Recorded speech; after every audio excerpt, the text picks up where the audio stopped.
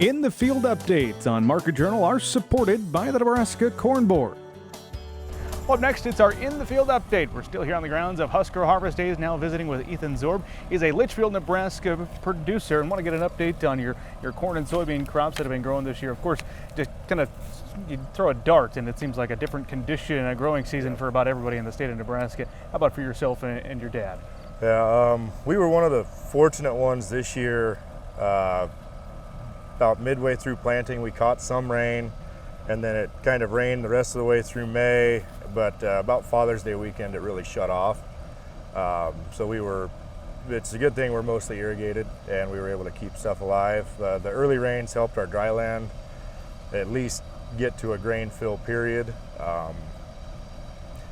But you know, it did wash some early on some of the hills we had too. Even with conservation tillage, it washed places out. So there's some bottoms that are a little silted in and some hills that are a little thin, but overall I think it'll end up being a decent year.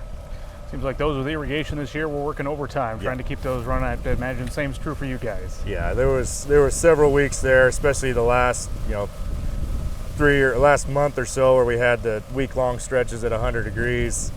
You run them as much as you can. You're working around load control on your electric wells, and some of the diesel and natural gas power units don't like running very much when it's that hot. You can't keep them cool.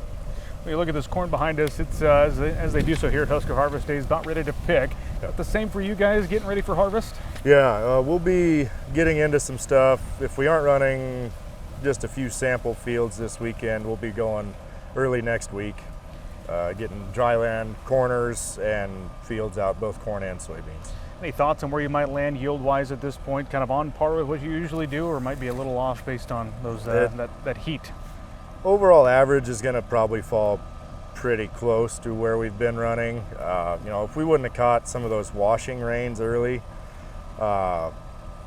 conditions were decent enough this year. I think we could have almost ran with a 21 type yield. I think we'll at least run with what we did last year.